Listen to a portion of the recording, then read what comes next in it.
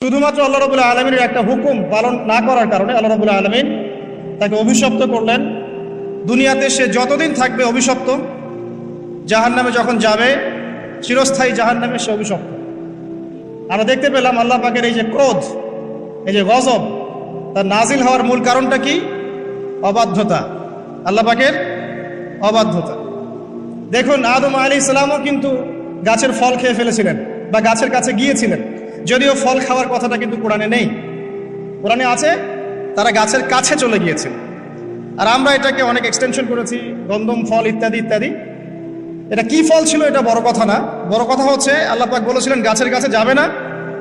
আদম এবং হাওয়া আলাইহিস সালাম তারা চলে গিয়েছিলেন। দেখেন, এখানেও কিন্তু আদম এবং হাওয়া আলাইহিস সালাম তারা আল্লাহ পাকের আদেশটা কিন্তু লঙ্ঘন করেছে, ইবলিসও করেছে। কিন্তু ইবলিস চিরস্থায়ী জাহান্নামী হচ্ছে, পক্ষান্তরে আদম আলাইহিস সালাম তওবা করে ফিরে আসছেন। এই তওবা করার কাজটা কিন্তু ইবলিস করে নাই। তাকে যখন জিজ্ঞাসা করা হলো যে তুমি কেন সিজদা করলে না, যাকে আমি আমার দুহাত দিয়ে সৃষ্টি করেছি তাকে কেন সিজদা করলে না, কিসে তোমাকে নিষেধ করলো সিজদা করতে? ইবলিস তখন উল্টা যুক্তি দিয়েছিল যে খলাকতানি মিন নার ওয়া খলাকতাহু মিন তিন, আমাকে সৃষ্টি করেছেন আপনি আগুন দিয়ে আর আদমকে মাটি দিয়ে। ইবলিস নিজের দোষ স্বীকার না করে, তওবা না করে, উল্টা নিজের ভুলটাকে প্রমাণ করতে চাইলো যেটাই সঠিক। ইবলিস কিন্তু সীমা লঙ্ঘন করার কারণে চিরস্থায়ী জাহান্নামে হচ্ছে না, বরং তার ভুলের উপরে অটল থাকার কারণে হচ্ছে, এবং এটাকে সাবিত করতে যাচ্ছে সে, আপনি রং, আমি রাইট, আমি আগুনের তৈরি, আমি কেন মাটির তৈরি আদমকে সিজদা করব? এই কারণে আবা ওয়াস্তাকবার, সে উদ্ধত হলো এবং অহংকার প্রদর্শন করলো। এই দুটো কারণে সে মূলত জাহান্নামে যাচ্ছে। পক্ষান্তরে আদম আলাইহিস সালাম তওবা করেছেন, সাথে সাথে ভুল বুঝতে পেরে বলেছেন রব্বানা যালামনা আনফুসানা ওয়া ইল্লাম তাগফির লানা ওয়া তারহামনা লানাকুনান্না মিনাল খাসিরিন। এই দোয়াটা তিনি পড়েছেন, আল্লাহ পাক তখন তাকে মাফ করে দিয়েছেন। আর এই দোয়াটা শিখিয়েও দিয়েছেন আল্লাহ পাক নিজেই, এই দোয়াটা আল্লাহ নিজেই শিখিয়ে দিয়েছেন, তারপরে তিনি এটা করেছিলেন। এখানে আপনি পার্থক্য বুঝতে পারছেন। আদম সন্তান ভুল করবে, এটা স্বভাব তার, আদম সন্তান ভুল করবেই। আল্লাহ পাক বলেছেন যে তোমরা যদি পাপ না করতে তাহলে আল্লাহ পাক অন্য কোনো সম্প্রদায়কে নিয়ে আসতো, যারা পাপ করে তওবা করতো, আল্লাহ ওদেরকে মাফ করে দিত। আল্লাহ পাকের এত দয়া। পক্ষান্তরে ইবলিস কিন্তু এই কাজটা করেনি। এখানে পার্থক্য আমরা বুঝতে পারছি যে আদম সন্তান আদম আলাইহিস সালাম তিনি তওবা করে ফিরে এসেছেন। এখানে আপনি বুঝতে পারছেন আল্লাহর ক্রোধ এবং গজব ইতিহাসের শুরুতে নাজিল হলো, হিস্ট্রির শুরুতেই। যদি আপনি আদম সৃষ্টি থেকে শুরু করে কিয়ামত পর্যন্ত একটা ইতিহাসের বই চিন্তা করেন, তাহলে প্রথম পৃষ্ঠাতেই এই ঘটনা, প্রথম পৃষ্ঠাতেই ইবলিস অবাধ্য হলো, আল্লাহ পাক রাগান্বিত হলেন। তাহলে আল্লাহর ক্রোধ এবং গজব নাজিলের প্রথম কারণ কি?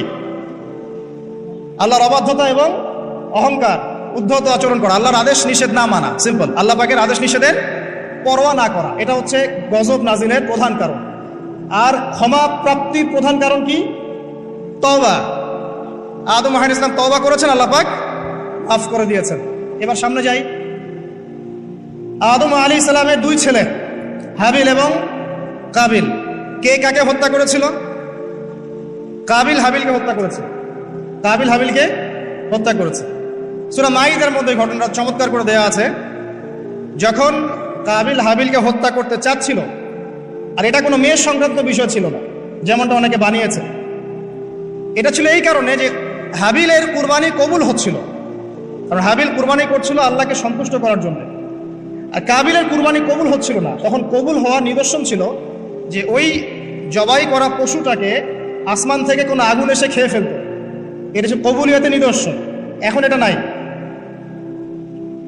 তো কেন আমার ইবাদত কবুল হচ্ছে না? ওটা হচ্ছে এই হিংসার বশবর্তী হয়ে কাবিল হাবিলকে হত্যা করেছে। আর হাবিল বলছিল যে তুমি যদি আমাকে হত্যা করার জন্য হাত বাড়াও, আমি তোমাকে হত্যা করার জন্য হাত বাড়াবো না। এটা ছিল হাবিলের কথা। কাবিল যখন হত্যা করে ফেললো, এরপর সে তার ভাইয়ের লাশটা নিয়ে বসে আছে। লাশ কিভাবে দাফন করতে হয় এটা তার জানা নাই। আল্লাহ পাক তখন কাককে পাঠালেন। কাক অনেক প্রাচীন প্রাণী, মনে হয় আমাদের চেয়ে আগে হয়তো বা পৃথিবীতে কাক ছিল, হতে পারে, আল্লাহ ভালো জানেন। আল্লাহ পাক কাককে তখন পাঠালেন, সে তার ঠোঁট দিয়ে মাটি খুঁড়ে দেখিয়ে দিল কিভাবে মাটি খুঁড়ে দাফন করতে হয়। সুবহানাল্লাহ। শিক্ষা আমাদের চারপাশে আছে, প্রকৃতি থেকে আল্লাহ পাক শিখতে বলেছেন। পাহাড় থেকে শেখেন কিভাবে দৃঢ়তার সাথে দাঁড়িয়ে থাকতে হয়। মানুষ সমালোচনা করবে, আঘাত করবে, অত্যাচার করবে, এরকম ঢিল আপনার গায়ে লাগবে, ঢিল ভেঙে চূর্ণ বিচূর্ণ হয়ে যাবে, পাহাড় দাঁড়িয়ে থাকবে। সমুদ্রের কাছ থেকে শেখেন বড় মন, আকাশের কাছ থেকে শেখেন, পাখির কাছ থেকে শেখেন। এগুলো কিন্তু কোরআনে আছে, আমি বানিয়ে বলছি না। আল্লাহ পাক প্রকৃতি থেকে শিখতে বলেছেন এবং সফর করতে বলেছেন। ওয়াসিরু ফিল আরদ, তোমরা জমিনে সফর করো বেশি বেশি। যুব সমাজকে এখন বলবো যে আপনারা এই ডিভাইসে এডিক্টেড না হয়ে ঘোরেন, দেশটা ঘুরে দেখেন, জেলা জেলায় ঘোরেন, সফর করেন, ঘোরেন। এতে করে আপনাদের মাইন্ড ফ্রেশ হবে, ডিভাইস এডিকশন কম হবে, আল্লাহ নিদর্শনগুলো দেখবেন, শিখতে পারবেন। আল্লাহ বলেছেন জমিনে ছড়িয়ে পড়ো, বিচরণ করো এবং ভ্রমণ করো, দেখো আল্লাহ পাকের নিদর্শনগুলো দেখো। ফানজুর কাইফা কানা আকিবাতুল মুকাদ্দিবিন, এবং লক্ষ্য করে দেখো যে আল্লাহর বিধানকে অস্বীকারীদের কি পরিণতি হয়েছে। তো এখানে দেখেন দ্বিতীয় অ্যাক্সিডেন্টটা হচ্ছে কি, খুন, ভাই ভাইকে হত্যা করছে। আর এই হাবিল কাবিলের এই সুন্নত কিন্তু এখন পর্যন্ত চলমান আছে। দেখবেন ভাই ভাইয়ের শত্রু এখন, ধর্মীয় ক্ষেত্রেও, পলিটিক্যাল ক্ষেত্রেও, গ্লোবাল ক্ষেত্রেও ভাই ভাইয়ের শত্রু। খ্রিস্টান দুইটা কান্ট্রি লড়াই করছে, দেখবেন দুটাই খ্রিস্টান। মুসলিম দুটা কান্ট্রি লড়াই করছে, দুটাই মুসলিম।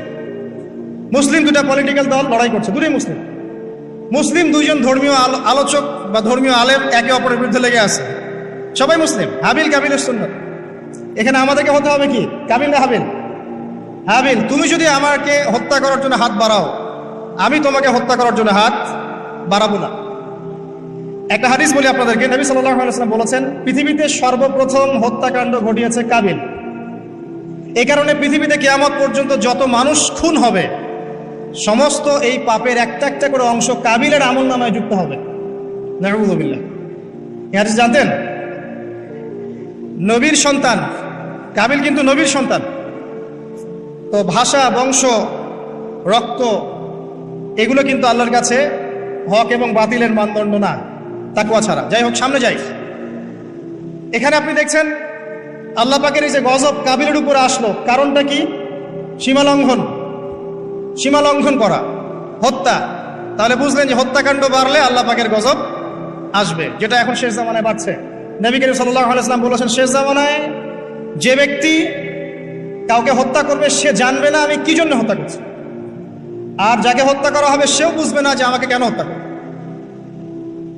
এটা কি বুঝতে পারেন? এখন যাকে হত্যা করা হচ্ছে সে জানবে না আমাকে কেন মারা হচ্ছে, আর যে হত্যা করছে সেও আসলে জানে না আমি কি জন্য তাকে মারছি। আর নবী সাল্লাল্লাহু আলাইহি ওয়াসাল্লাম বলেছেন কিয়ামতের অন্যতম বড় সাইন হচ্ছে হারাজ বৃদ্ধি পাবে। হারাজ। সাহাবীরা জিজ্ঞাসা করলেন হারাজ কি ইয়া রাসূলুল্লাহ? তিনি বলেন প্রচুর হত্যাকাণ্ড, প্রচুর হত্যাকাণ্ড। এমনও ইনসিডেন্ট ঘটবে যে সোনার পাহাড়কে নিয়ে মারামারি হবে, যুদ্ধ হবে। যেই সোনার পাহাড় বের হবে ইউফ্রেটিস নদীর ভিতর থেকে, যেখান থেকে কয়দিন আগে একটা শহর বের হয়েছে আর কি। এই কয়দিন আগে দেখবেন ইরাকের ওই নদীর নিচ থেকে একটা শহর বের হয়েছে, যেটা অনেক 3000 বছর আগের শহর, এখন বের হয়েছে। আল্লাহ ভালো জানেন, এভাবে হয়তো বা সোনার পাহাড়ও বের হবে, আল্লাহু আলাম। আল্লাহ ভালো জানেন, আমরা জানি না কবে হবে, আমরা জানি না। নবীজি বলেছেন এই সোনাগুলোকে কেন্দ্র করে প্রায় 80টার মতো দেশ, 80টার মতো ফ্ল্যাগ তারা যুদ্ধে জড়িয়ে পড়বে, এবং প্রতি হাজারে যারা যুদ্ধে জড়াবে তাদের প্রতি হাজারে 999 জন মানুষ মারা যাবে। নবীজি মুসলিমদেরকে বলেছেন মুসলিমরা যেন ওই সোনাতে টাচ না করে, ওটা হাত দিয়ে ছুঁয়েও না দেয়, এখান থেকে যেন দূরে থাকে। যাই হোক, সামনে চলেন। এরপরে নূহ আলাইহিস সালাম, নাম শুনেছেন? 950 বছর তার কওমকে দাওয়াত দিয়েছেন। কত বছর? তার কওমকে এক আল্লাহর ইবাদতে দাওয়াত দিয়েছিল। তার কওমের প্রধান সমস্যা ছিল শিরক। তারা কিছু মূর্তির পূজা করত। তার নামগুলো আল্লাহ পাক সূরা নূহে বলেছেন, সূরা নূহের শেষের পৃষ্ঠার মধ্যে আছে। নূহ আলাইহিস সালামের কওমকে যখন দাওয়াত দেওয়া হচ্ছে, তারা বলতো যে লা তাযারুন্না আলিহাতাকুম ওয়ালা তাযারুন্না ওয়াদ্দা ওয়ালা সুআ ওয়ালা ইয়াউসা ওয়া ইয়াউক ওয়া নাসরা। তোমরা তোমাদের উপাস্যদেরকে ছেড়ে দিও না, তোমরা আদ, ইয়াগুস, ইয়াউক, নাসর এই উপাসকদেরকে ছেড়ে দিও না, এই মূর্তিদেরকে ছেড়ে দিও না। মানে তারা স্ট্যাচু ওয়ার্শিপ করতো আর নূহ আলাইহিস সালামের কওম। এছাড়া আরো কিছু পাপ ছিল, কিন্তু মূল পাপ ছিল তাদের শিরক, আল্লাহর সাথে শিরক করা। আল্লাহ পাক এই কওমটাকে ধ্বংস করেছেন মহাপ্লাবন দিয়ে। এমন প্লাবন যা ইতিহাসে কখনো হয়নি, এমন বন্যা যা ইতিহাসে কখনো হয়নি। প্রায় পুরো পৃথিবীর প্রায় বেশিরভাগ অংশ ওই বন্যায় ডুবে গিয়েছিল। এবং এই পানির উচ্চতা সম্পর্কে কোরআনে এসেছে, সূরা হুদের মধ্যে আছে যে পাহাড়ের চূড়া পর্যন্ত পানি ছিল, পাহাড়ের চূড়া পর্যন্ত পানি ছিল। এবং একটা পাহাড়ের উপরে নূহ আলাইহিস সালামের ছেলে বসে গিয়েছিল, বাবা ডাকছে আসো আমার সাথে, আল্লাহর গজব থেকে আজকে কেউ বাঁচাতে পারবে না। সে বলছে যে আমি পাহাড়ে উঠে যাব, ইনশাআল্লাহ পাহাড়ে উঠে যাব, আমি বেঁচে যাব, ইনশাআল্লাহ বলেনি, সরি, পাহাড়ে উঠে যাব, আমি বেঁচে যাব। তখন নূহ আলাইহিস সালাম বললেন যে আজকে আল্লাহর গজব থেকে কেউ বাঁচাতে পারবে না। এরপর একটা বড় ঢেউ আসলো, এসে বাবা এবং ছেলের মাঝখানে পার্থক্য করে দিল। নূহ আলাইহিস সালাম বলেছিলেন, আল্লাহ সে আমার আহল, আমার পরিবারের একজন, তাকে মাফ করে দাও। আল্লাহ পাক বলেছেন লাইসা মিন আহলিক, সে তোমার পরিবারের কেউ না। এখানেও দেখেন নবীর সন্তান ঈমান না আনার কারণে কুফরির হালতে মৃত্যুবরণ, আল্লাহ পাকের মহাপ্লাবনে গজবে ধ্বংস হল। এখানে একটা গজব পেলেন, বিশাল বন্যা, জলোচ্ছ্বাস। তাহলে এর কারণ কি? নূহ আলাইহিস সালামের পুরো কওম, মাত্র 40টা বা 80টা পরিবার বাদ দিয়ে বাকি সবাই ডুবে গেছে। আমরা যারা এখন পৃথিবীতে বেঁচে আছি, হোক সে হিন্দু বা মুসলিম বা খ্রিস্টান বা বৌদ্ধ, হোয়েভার হি ইজ বা জিউস, আমরা সবাই ওই 80টা পরিবারেরই সদস্য। আমাদের বাপদাদারা ওইখানে গিয়ে মিলবে, কারণ তার আগে কোনো মানুষ এখন পৃথিবীতে বেঁচে নাই। আমরা যারা বেঁচে আছি কোনো না কোনোভাবে আমরা ভাই, জানেন, কোনো না কোনোভাবে আমরা আত্মীয়, আমরা সবাই আত্মীয়। তো ওই 80টা পরিবারই এখন পৃথিবীতে বেঁচে আছে, এখানকার বংশধররাই। এখানে আমার প্রশ্ন যে বলেন নূহ আলাইহিস সালামের কওমকে কোন পাপের কারণে ধ্বংস করে দেওয়া হয়েছে? আমরা বলবো যে বাংলাদেশের জনগণকে আমরা বলবো যে শিরক ছেড়ে দেন, কবর পূজা ছেড়ে দেন, মাজার পূজা ছেড়ে দেন, শিরকের যত ক্যাটাগরিজ আছে এগুলো থেকে তওবা করে ফিরে আসেন, অন্যথায় আল্লাহ পাকের গজব কেউ ঠেকাতে পারবে। শিরক থেকে বেঁচে না আসলে, বেঁচে না থাকলে আল্লাহর গজব ঠেকানোর কেউ নাই। আল্লাহ পাক শিরকের পাপটা মাফ করেন না, অন্য যে কোনো পাপ আল্লাহ পাক যাকে ইচ্ছা মাফ করতে পারেন, তবে তওবা করে মারা গেলে আল্লাহ মাফ করতে পারেন। তওবা না করে মারা গেলে ক্ষমা না পাওয়ার সুযোগই বেশি। তো যেখানে যেখানে দেখবেন এখনো এই শতাব্দীতেও, এই সালগুলোতেও বন্যা, দুর্যোগ, ভূমিকম্প, জলোচ্ছ্বাস ইত্যাদি হচ্ছে, দেখবেন ওই কওমগুলো কোনো না কোনোভাবে শিরকের পাপের সাথে সংযুক্ত আছে, কোনো না কোনোভাবে তারা শিরকের পাপের সাথে সংযুক্ত আছে। হয় তারা ধর্মের ক্ষেত্রে শিরক করছে, না হয় ইকোনমিক সেক্টরে শিরক করছে, না হয় অন্য কোনো বড় সেক্টরে শিরক করছে, নয়তো তারা আল্লাহ পাকের সমস্ত বিধান বাদ দিয়ে মানুষের মানবরচিত বিধানগুলোকে প্রাধান্য দিয়েই কাজ করছে। কোনো না কোনো জায়গায় শিরক আছে। আল্লাহ পাক এই কারণেই গজব পাঠাচ্ছেন। সামনে যাই চলুন। এরপরে আদ জাতি। আদ জাতির লোকরা ছিল প্রচন্ড লম্বা চওড়া, অনেক লম্বা। আর আমি যেগুলো বলছি এগুলো কোনো রূপকথা নয়, এগুলো সবগুলি কোরআনের পাতায় পাতায় আছে। সূরা বাকারা পড়েন, সূরা হুদ পড়েন, সূরা নূহ পড়েন, বনী ইসরাঈল সূরাটা পড়েন, সূরা শুআরা পড়েন, এগুলোর মধ্যে এই ঘটনাগুলো পাবেন। একটা ছোট্ট সূরা আছে সূরা কমার, সূরা আর রহমানের ঠিক ইমিডিয়েট সূরাটা। এই সূরাটা যদি বাসায় গিয়ে পড়েন দেখবেন এখানে এই সব জাতিগুলোর বর্ণনা দেওয়া আছে খুব সংক্ষিপ্ত আকারে। আদ জাতির লোকেরা অনেক লম্বা চওড়া ছিল, প্রচন্ড শক্তিশালী। তো তারা ইয়েমেন, হাদরামাউত এই জায়গায় বসবাস করত, পাহাড় কেটে বাড়ি নির্মাণ করত। তাদের কাছে আল্লাহ পাক হুদ আলাইহিস সালামকে পাঠালেন। তাদেরও প্রধান পাপ ছিল শিরক। দ্বিতীয়ত আরো কিছু পাপ ছিল। এক নম্বর, অহেতুক বিনা কারণেই তারা অনেক উঁচু উঁচু সৌধ নির্মাণ করত, এটা কোরআনে আছে। অহেতুক বিনা কারণে, দুনিয়ার চাকচিক্যের কারণে উঁচু উঁচু অট্টালিকা এবং সৌধ নির্মাণ করত, যেগুলো অপচয় ছিল, অপচয়। এবং তারা মানুষকে প্রচন্ড প্রহার করত। ওয়াইদা বাতাসতুম জাব্বারিন, আল্লাহ পাক কোরআনে বলেছেন, যখন তোমরা কাউকে মারো প্রচন্ড রকম কঠিন মারো। এই মায়ের সিস্টেম এখনো আছে সব জায়গাতেই। মানুষকে প্রচন্ড নির্মমভাবে তারা মারত এবং উঁচু উঁচু সৌধ নির্মাণ করতো, শিরক করত। এবং একটা কথা বলতো, যখন হুদ আলাইহিস সালাম দাওয়াত দিতেন তখন একটা কথা বলতো, মান আশাদ্দু মিন্না কুওয়া, এই কথাটা। ফেরাউন যেমন বলতো আনা রাব্বুকুমুল আ'লা, এরকম আজ জাতি বলতো মান আশাদ্দু মিন্না কুওয়া, আমাদের চেয়ে শক্তিশালী আর কে আছে, আমাদের চেয়ে শক্তিশালী আর কে আছে। এখনকার বিশ্বে এমন কথা মানুষ বলে না, আমাদের চেয়ে বড় শক্তি আর কে আছে।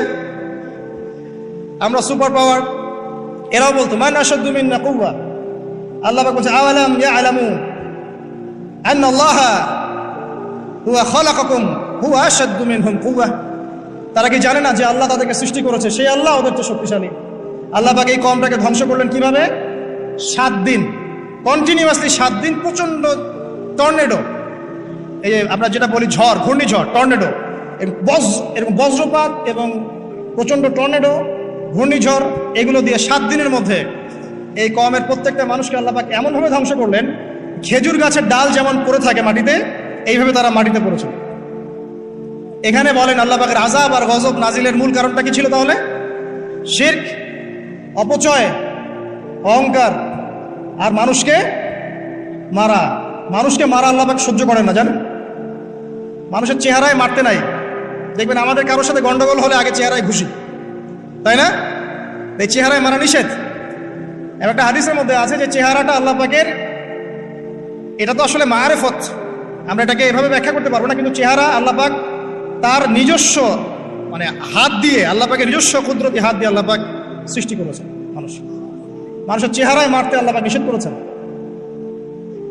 আর মানুষকে অন্যায় কারণে মারা হলে আল্লাহ পাক নারাজ হন, খুবই অসন্তুষ্ট হন। কোনো ব্যক্তি যদি কোনো মানুষের জীবন বাঁচায়, সে যেন পুরো মানব জাতির জীবন বাঁচায়, সূরা মাইদার মধ্যে আছে। আবার কোনো ব্যক্তি যদি অন্যায় কারণে একটা মানুষকে হত্যা করে ফেলে, সে যেন পুরো মানব জাতিকে হত্যা করে। আজকে বিশ্বের বুকে সবচেয়ে সস্তা রক্ত কাদের? অথচ একজন মুসলিম যে ব্যক্তি লা ইলাহা ইল্লাল্লাহ পড়ে, এই ব্যক্তি যতদিন পর্যন্ত জীবিত আছে আল্লাহ পাক কিয়ামত দিবেন না ইনশাআল্লাহ। একজন ব্যক্তি পৃথিবীতে যতদিন থাকবে যে লা ইলাহা ইল্লাল্লাহ কালিমা পড়ছে, আল্লাহ আল্লাহ বলছে, ততদিন পর্যন্ত আল্লাহ পাক কিয়ামত দিবেন না ইনশাআল্লাহ। একজন মুসলিমের সম্মান দেখেন তাহলে। সেই মুসলিমদের রক্ত এখন সস্তা, চাইলেই যে কেউ মারতে পারে। ফান্তাজিরু, আল্লাহ পাক বলেছেন তোমরা অপেক্ষা করো। ওয়া ইন্না মাআকুম মিনাল মুনতাজিরিন, আমরাও তোমাদের সাথে অপেক্ষা করছি। আল্লাহ পাক কোরআনে এটা বলেছে। এরপরে সামনে যান, এরপরে জেনারেশন আসলো সামুদ জাতি। সামুদ আদ জাতির ভাই, একই রকম, ওরাও ফিজিক্যালি অনেক স্ট্রং, তাল গাছের সমান সমান লম্বা, পাহাড় কেটে কেটে বাড়ি নির্মাণ করে। এরাও শিরক করলো এবং একটা স্পেশাল পাপ করলো। সেটা কি? আল্লাহ পাকের একটা মোজেজা আল্লাহ পাক দান করলেন ওদেরকে, উট, একটা উটনি, যেটা সালেহ আলাইহিস সালামের উটনি ছিল। তো আল্লাহর পক্ষ থেকে ইনস্ট্রাকশন ছিল যে এই উটনি তোমাদেরকে দুধ দিবে আর অনেক সুযোগ সুবিধা দিবে। আল্লাহ পাকের মোজেজা, মিরাকেল, এটাকে নষ্ট করো না, ধ্বংস করো না। তখন সালেহ আলাইহিস সালামের কওমের কয়েকজন ব্যক্তি এই উটটাকে হত্যা করলো, উটের পা কেটে ফেললো, উটটাকে হত্যা করে ফেললো। আল্লাহ পাকের নিদর্শনকে অস্বীকার করার কারণে আল্লাহ পাক এদেরকে ধ্বংস করলেন। কিভাবে? বজ্রপাত, বিজলি দিয়ে। এখন দেখেন না বজ্রপাতে বহু মানুষ মারা যাচ্ছে, এটা নতুন না, কিন্তু এই বজ্রপাতে সামুদ জাতিকে আল্লাহ পাক ধ্বংস করেছে। তাহলে এই বজ্রপাত কি প্রাকৃতিক দুর্যোগ না আল্লাহর গজব? এই যুগের মিডিয়াগুলো তখন থাকলে বলতো যে সামুদ জাতি আজকে প্রাকৃতিক দুর্যোগে ধ্বংস হয়েছে, এবং নূহ আলাইহিস সালামের কওম প্রাকৃতিক একটা বড় বন্যায় ধ্বংস হয়েছে, এবং আজ জাতি ধ্বংস হয়েছে প্রাকৃতিক ঝড়ে। তারা কখনোই বলতো না আল্লাহর পক্ষ থেকে ঝড় এসেছে, আল্লাহর পক্ষ থেকে বজ্রপাত এসেছে, আল্লাহর পক্ষ থেকে প্লাবন এসেছে। বিকজ সবকিছু হয় প্রকৃতি থেকে, এখানে আল্লাহ বলতে কিছু নাই। তো প্রকৃতি কে, তার সংজ্ঞা কি, প্রকৃতি কে নিয়ন্ত্রণ করে, এর কত প্রকার কি, এগুলোও শেখান আমাদেরকে। প্রকৃতি কাকে বলে, প্রকৃতি কত প্রকার, প্রকৃতি কি, কে একে নিয়ন্ত্রণ করে, সূক্ষ্মভাবে শিরকি আকীদা ঢুকিয়ে দেওয়া হয়, সূক্ষ্মভাবে। যাই হোক, সামুদ জাতি ধ্বংস হলো কিভাবে? এভাবে, বজ্রপাতে। আর ইদানিং বজ্রপাত বাড়ছে। এখান থেকে আপনারা বেঁচে থাকতে হলে শিরক থেকে বেঁচে থাকেন। এরপরে চলেন সামনে যাই, আরেকটা জাতি, শুআইব আলাইহিস সালামের কওম, তার নাম কওমে মাদিয়ান। কি নাম? মাদিয়ান। আমি তো গল্প বলছি আপনাদেরকে, শুনতে কি খারাপ লাগছে? কোরআন থেকে বলছি শর্ট করে। মাদিয়ান, তো মাদিয়ান কওম, তাদের পাপ ছিল তারা নবীদের সাথে তর্ক করত। যখন শুআইব আলাইহিস সালাম সুন্দর করে নসিহত করতেন, এবং শুআইব আলাইহিস সালাম খুব সুন্দর করে কথা বলতে পারতেন, তাকে আল্লাহ পাক বাচন ভঙ্গি দিয়েছিলেন, অত্যন্ত চমৎকার করে কথা বলতে পারতেন, সাজিয়ে গুছিয়ে যুক্তি দিয়ে। তো শুআইব আলাইহিস সালামের সাথে তারা খুব তর্ক করতো, 1 নম্বর। 2 নম্বর, শিরক করতো তারা, এবং আর 2টা বড় পাপ ছিল। 1, তারা মাপে কম দিত। কি করতো? এই পাপটা কি চেনা যায় বাংলার মানুষ? মাপে কম দেওয়ার পাপ। আচ্ছা, এই পাপে আমাদের চেয়ে এক্সপার্ট কেউ নাই মনে হয় পৃথিবীতে। আমরাই পৃথিবীর সবচেয়ে এক্সপার্ট যারা মাপে কম দিতে পারি। মাপে কম দেওয়া নিয়ে কিছু হাদিস আমি নিয়ে এসেছি, আপনাদেরকে শোনাবো ইনশাল্লাহ পরে। তো মাপে কম দিত এবং একটা কাজ করতো, মানুষের সম্পদ অন্যায়ভাবে আত্মসাৎ করতো। এই পাপটা চেনা যায়? দাড়ি টুপিওয়ালা মানুষদের কি এই পাপটা চেনা যায়? মানুষের সম্পদ অন্যায়ভাবে আত্মসাৎ করা। অনেক ক্ষেত্রে আমরাও এখানে জড়িত হয়ে গেছি না, আল্লাহ মাফ করুক। তো মানুষের সম্পদ অন্যায়ভাবে তারা আত্মসাৎ করত। এই আয়াতটা 8 বার কোরআনে আছে যে তারা মানুষের সম্পদ অন্যায়ভাবে আত্মসাৎ করত। আল্লাহ পাক এই কওমটাকে ধ্বংস করলেন কিভাবে? সমবেত করলেন। প্রথমে বৃষ্টি হচ্ছে না, খুব খরা, বৃষ্টি হয় না খরা। এরপরে হঠাৎ আকাশে মেঘ দেখা গেল, সুন্দর মেঘ, মনে হচ্ছে শীতল বাতাস প্রবাহিত হচ্ছে, বৃষ্টি হবে। সবাই একটা মাঠে সমবেত হলো। হওয়ার পরে আল্লাহ পাক এক মুহূর্তের মধ্যে ভূমিকম্প দিয়ে তাকে ধ্বংস করলেন। মনে রাখবেন, পৃথিবীতে সর্বপ্রথম যে কওমকে আল্লাহ পাক ভূমিকম্প দিয়ে ধ্বংস করেছেন তার নাম এই শুআইব আলাইহিস সালামের কওমে মাদিয়ান। কি নাম? কওমে মাদিয়ান। অতএব আপনারাও মাপে কম দিতে থাকেন, আর মানুষের সম্পদ অন্যায়ভাবে আত্মসাৎ করতে থাকেন, আর ভূমিকম্পের অপেক্ষা করতে থাকেন। যদি ভূমিকম্প নাজিল হয় আল্লাহর পক্ষ থেকে, তাহলে মনে রাখবেন এর পিছনে 2টা পাপ দায়ী মূলত। 1, মাপে কম দেওয়া, আর 2, মানুষের সম্পদ অন্যায়ভাবে আত্মসাৎ করা। এরপরে সামনে যান, লুত, কওমে লুত আলাইহিস সালামের কওম। এটা পৃথিবীর সবচেয়ে অ্যামেজিং কওম, বিস্ময়কর। মানে এমন এক পাপ করেছে যে পাপ বিশ্বের কোনো মানুষ করে না। তবে উম্মতে মুহাম্মাদের কিছু মানুষ এই পাপ করছে। আবার বলছি, লুত আলাইহিস সালাম এর কওম এমন পাপ করেছিল যেই পাপ এই বিশ্বে, মহাবিশ্বে কেউ কখনো করে নাই। কিন্তু উম্মতে মুহাম্মাদের কিছু মানুষ এই পাপ করছে এবং করবে, এটা আমাদের নবীজি ভবিষ্যৎবাণী করে গেছে। সেটা হলো শিরকের সাথে সমকামিতা। সমকামিতা কি বোঝেন? ছেলে ছেলের সাথে যৌন সম্পর্ক স্থাপন করছে, নাউযুবিল্লাহ, এবং মেয়ের সাথে যৌন সম্পর্ক স্থাপন করছে, নাউযুবিল্লাহ। ইদানিং ছেলে ব্যাপারটা কমছে, মেয়েটা বাড়ছে। দেখবেন মেয়ে এখন যৌন সম্পর্ক স্থাপন করছে। কিভাবে আমরা জানি না, এটা বুঝেও আসে না যে কিভাবে এটা পসিবল। আল্লাহ রাব্বুল আলামিন এদেরকে ধ্বংস করলেন এমনভাবে, এটা অ্যামেজিং। আল্লাহ পাক 2জন ফেরেশতাকে পাঠালেন, একজনের নাম জিবরাইল আর একজন মিকাইল। তারা 2জন ছোট ছোট বালকের বেশে, একটু ইয়াং মানুষের বেশে লূত আলাইহিস সালামের বাসায় গেলেন এবং এলাকার লোকজন খবর পেল যে নতুন 2জন মেহমান এসেছে, কওমের মধ্যে নতুন 2টা মেহমান এসেছে। তারা গিয়ে লূত আলাইহিস সালামকে বলছে, তোমার মেহমানদেরকে আমাদেরকে দাও। লূত আলাইহিস সালাম বলছেন, আমার মেয়েরা আছে, চাইলে আমার মেয়েদেরকে বিয়ে করে নাও। দেখেন একজন নবী কত দরদি হলে এই কথাটা বলতে পারেন উম্মার জন্য, তোমরা এই পাপ কাজ ছেড়ে দাও, আমার মেয়েরা পড়ে আছে, চাইলে আমার মেয়েদেরকে বিয়ে করে নাও। আর এই কম বলছে যে তুমি খুব ভালো করেই জানো লূত আমরা কি চাচ্ছি। কথা কি বুঝতে পারছেন? তখন তিনি বলছেন, আলাইসা মিনকুম রাজুলুন রশীদ। সূরা হুদ পড়ে দেখেন, তোমাদের মধ্যে কি একটাও ভালো মানুষ বাকি নাই? তখন এরা বলছে, তুমি লূত নিজেকে খুব পবিত্র মনে করো? লূত আলাইহিস সালাম সমকামিতায় বিশ্বাসী না, তার পরিবার বিশ্বাসী না, এই কারণে তার পরিবারকে ক্রিটিসাইজ করা হচ্ছে। তুমি কি খুব বেশি পবিত্র মনে করছো আমাদের চাইতে? তাহলে এই কওম থেকে তোমরা বের হয়ে যাও।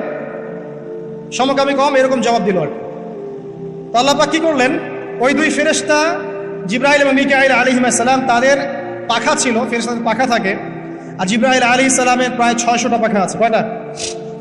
600 পাখা। তো এই 2টো পাখা দিয়ে তিনি ওই কওমে লূতকে উঠালেন, মাটির থেকে এভাবে তুলে আসমানে উঠালেন।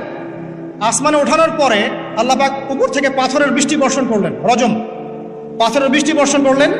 এবার এটাকে উল্টে তিনি এভাবে দাফন করে দিলেন। এটা এখন জর্ডানের ডেড সি, মৃত সাগর, এখানে এই কমটা ছিল। জর্ডান ডেড সি, মৃত সাগর, এখানে এই কমটা ছিল। এখানে দেখেন আল্লাহ পাকের আযাব আর গজব নাজিলের মূল কারণটা কি হলো? শিরক, সীমালঙ্ঘন এবং সমকামিতা, যেটা এখন আমরা মানে ব্যক্তি স্বাধীনতা মনে করি। আবার সমকামিতা এখন ব্যক্তি স্বাধীনতা, বাক স্বাধীনতা। একজন মানুষ চাইলেই একটা মেয়ের সাথে সম্পর্ক করতেই পারে, একটা ছেলে চাইলেই সম্পর্ক করতেই পারে। এবং বিশ্বের কিছু কান্ট্রি, যাদেরকে আমরা উন্নয়নশীল কান্ট্রি বলি বা একদম রুলিং স্টেট মনে করি আর কি, যাদের কথায় বিশ্বের অনেক স্টেট ওঠে আর বসে, এইসব কান্ট্রির মধ্যে এটা জায়েজ, লিগ্যালি জায়েজ, আইনত জায়েজ, করতেই পারে। বাধা দিলে আপনার সমস্যা, ওটা আইনে লজ আছে যেটা করা যাবে, আপনি বাধা দিচ্ছেন কেন? তারা ম্যাগাজিন বের করে, তারা আন্দোলন করে, রেইনবো ফ্ল্যাগ আছে ওদের 7 রঙের, এটা দিয়ে পতাকা দিয়ে মিছিল করে। তার মানে আল্লাহ পাকের গজব আসা কি বাকি আছে এখনো? আসে নাই, আবার বলেন আলহামদুলিল্লাহ। আসে নাই এখনো, বলেন আলহামদুলিল্লাহ। মনে করেছেন এদের সংখ্যা বাংলাদেশে নাই? দৃষ্টান্তমূলক শাস্তি না হলে এদের সংখ্যা তো বাড়বেই। দিন দিন এদের সংখ্যা বাড়ছে। আরেকটা কথা বলে রাখি, তোমরা যারা মিউজিক্যাল ইনস্ট্রুমেন্ট, তারপরে এই যে সিনেমা, সিরিয়ালস, সাংস্কৃতিক অনেক কর্মকাণ্ড, এইসব জগতের সাথে যারা সম্পৃক্ত আছো তোমরা, এই জগতের ভিতরে এই সমকামিতার প্রবণতা কিন্তু অনেক বেশি। বলবেন যে ভাই আপনি জানলেন কেমন করে? আমি জানি বলেই তো এই জায়গায় দাঁড়ায় আছে, এই জায়গায় দাঁড়িয়ে আপনাকে শোনাচ্ছি। আপনি জানেন আল্লাহ পাক আপনাকে এখানে দাঁড় করাবো ইনশাআল্লাহ। খুব সতর্ক থাকবেন। এবং দিন দিন এটা বাড়ছে। আরে বাড়ার পিছনে একটা কারণ বলে দিই আমি, এই কারণটা যদি বন্ধ করা যায় ইনশাআল্লাহ এটা বন্ধ হয়ে যাবে। নৈতিকতার সাথে এই কারণটা যদি বাস্তবায়ন করা যায় ইনশাআল্লাহ বন্ধ হবে। সেটা হলো পর্নোগ্রাফি বন্ধ করে ফেলতে পারলেই ইনশাআল্লাহ তাআলা দেখবেন যে এই মহামারীগুলো কমে যাবে। একটা বিষয় মানুষ জানে না, সেটা করবে কিভাবে? আর যখন জানানো হচ্ছে যে এটা আসলে করা যায়, এটাও এমন, তখন তো মানুষ জানবে ও এটাও আছে, এটাও তাহলে করা যায়। যাই হোক, যারা বুদ্ধিমান তাদের জন্য ইশারা যথেষ্ট। পর্নোগ্রাফি যদি বন্ধ করতে পারি আমরা ব্যক্তিগতভাবে, অ্যাসোসিয়েশন ওয়াইজ বা রাষ্ট্রীয়ভাবে, এবং এটা করাটা উচিত, এটা করা খুবই উচিত। যুব সমাজকে যদি বাঁচাতে চাই এবং আমরা যদি বাঁচতে চাই, কোনো সন্দেহ নাই এটা বন্ধ করতে হবে। এবং ভিতরে ভিতরে এই বিষয়টা আমাদের সমাজের মানুষদেরকে ভিতর থেকে পশু বানিয়ে তুলছে আর কি। এটা আমরা বুঝতে পারছি না। এর ফলে ধর্ষণ বাড়ছে, জেনা বাড়ছে, এবং বাজে যৌন কর্মকাণ্ড বাড়ছে, বিকৃত যৌন চর্চা বাড়ছে, সমকামিতা বাড়ছে। এগুলোর মূল কারণ এটা বন্ধ করতে পারলে ইনশাআল্লাহ তাআলা এই প্রবলেম অনেকটা সলভ হয়ে যাবে ইনশাআল্লাহ। আমরা রিকোয়েস্ট করবো যারা দায়িত্বশীল, যাদের কাছে এই ক্ষমতা আছে, তারা যেন এই ক্ষমতাটাকে কাজে লাগায়। আল্লাহ পাক তৌফিক দান করুন, আমিন। এরপরে সামনে চলেন, মূসা আলাইহিস সালামের কওম ফিরআউন। এই ব্যাপারে অনেক জানেন আপনারা, কারণ কোরআন খুললেই ফিরআউন আর মূসা। ফিরআউনের বড় পাপগুলো কি ছিল? 1 নম্বর, সে বলেছিল আনা রাব্বুকুমুল আ'লা।